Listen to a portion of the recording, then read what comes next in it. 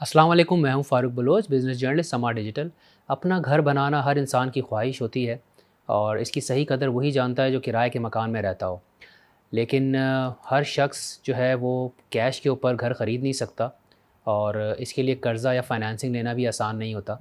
यही वजह है कि जब मौजूदा हुकूमत ने पिछले साल अपना घर सस्ता कर्ज़ा स्कीम मुतारिफ़ कराई थी, तो इस हवाले से आवाम में बहुत ज़्यादा दिलचस्पी देखने में आई और इनफैक्ट मुझे मेरे दोस्तों ने, रिश्तेदारों ने, ऑफ़िस के लोगों ने दर्जनों के हिसाब से सवाल पूछे और जो हमने इस पे वीडियोज़ भी की थी, तकरीबन 2 वीडियोज़ की थी, इस पे 13 लाख से ज़्यादा व्यूज़ आए और सैकड़ों की तादाद में कमेंट्स आए और लोगों ने इसके बारे में हमसे पूछा।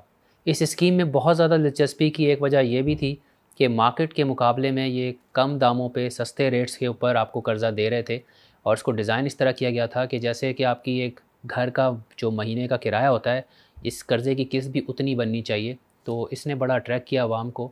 लेकिन इसमें कुछ स्टेट बैंक की शराइत ऐसी थी जिसकी वजह से बहुत सारे लोग, ख़ास तौर पे मिडिल क्लास जो है, उसकी रसाई से ये बाहर हो गई थी। वो लोग नाअहल हो गए थे इसके अंदर और इसी तरह जो गरीब तबका है, लो इनकम तबका है, उसके लिए जो बैंक की शराइत थी उसने भी बड़ी मुश्किलात पैदा कर दी और मुझे पर्सनली काफ़ी लोगों ने बेसिकली आके बताया कि उनकी जो है एप्लीकेशन या तो एक्सेप्ट नहीं हुई या रिजेक्ट हो गई।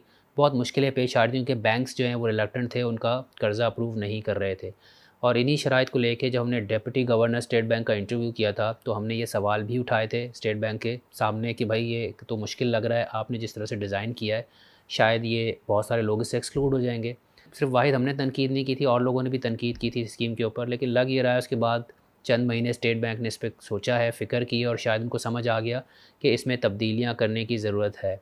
और कल यानी 25 मार्च को स्टेट बैंक ने एक सर्कुलर निकाला जिसमें इंतहाई अहम तब्दीलियाँ की गई हैं इस स्कीम के अंदर, उसका ज़िक्र था। तो आइए आपसे शेयर करते हैं। एक बड़ी तब्दीली ये की गई है कि जो कर्ज़े की हद है उसको दुगना कर दिया गया है और अब जो टियर 3 कैटेगरी है उसके अंदर, यानी जिसमें बड़े मकान आते हैं, 2000 स्क्वायर फ़ीट का फ्लैट कह लें, या अगर मकान की बात की जाए तो तकरीबन ये 250 स्क्वायर यार्ड्स बनते हैं या 10 मरला बनता है।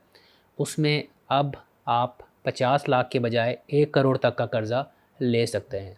और जो टियर 2 कैटेगरी है जिसमें थोड़ा छोटा मकान है, उसको अगर साइज़ की बात कर लूँ तो ये तकरीबन बनता है 1250 स्क्वायर फ़ीट और तकरीबन एक ये फ़्लैट की बात कर रहा हूँ, और अगर मकान की बात कर ली जाए तो ये तकरीबन 125 स्क्वायर यार्ड्स या 5 मरला तक बनता है। इसके अंदर अब आप 30 लाख के बजाय 60 लाख का कर्ज़ा ले सकते हैं।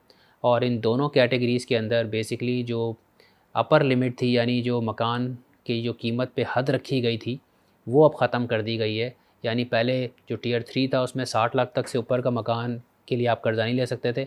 अब आप 1 करोड़ या उससे भी ज़्यादा के ऊपर का मकान ले सकते हैं। इसी तरह कैटेगरी 2 जो है उसमें भी आपकी अपर लिमिट ख़त्म कर दी गई है।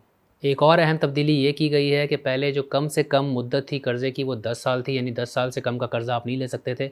अब इन्होंने ये कर दिया है कि आप 5 साल का भी कर्ज़ा ले सकते हैं। यानी कम से कम 5 साल का कर्ज़ा ले सकते हैं और ज़्यादा से ज़्यादा 20 साल तक का आप कर्ज़ा ले सकते हैं। और इसके साथ ही एक और अहम तब्दीली ये की गई है कि पहले ये कंडीशन थी कि जो घर ख़रीदने आप जाएँगे वो पिछले 1 साल में बना हो, यानी इस 1 साल से ज़्यादा पुराना ना हो। ये कंडीशन उन्होंने 2023 तक के लिए ख़त्म कर दी है। इसका मतलब आप 1 साल से पुराना घर भी ले सकते हैं।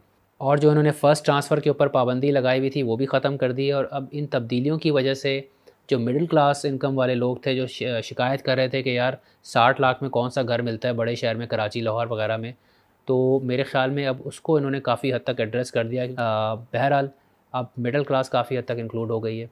लेकिन साथ साथ जो लो इनकम क्लास है, यानी कम आमदनी वाला तबका है, उसके लिए भी इन्होंने एक चीज़ इसके अंदर की है कि पहले इसमें 3 टियर्स थे, 1 2 3।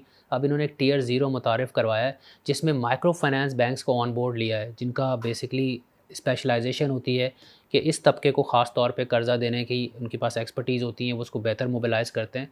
तो इन्हें लग ये रहा है कि उन्होंने उसको टारगेट करने की कोशिश की, क्योंकि बहुत जो निचला तबका उसको प्रॉब्लम्स आ रही थी, कन्वेंशनल बैंक से कर्ज़ा उनका अप्रूव नहीं हो रहा था, रिक्वेस्ट नहीं जा रही थी, तो शायद उसी का रिस्पॉन्स हो सकता है ये।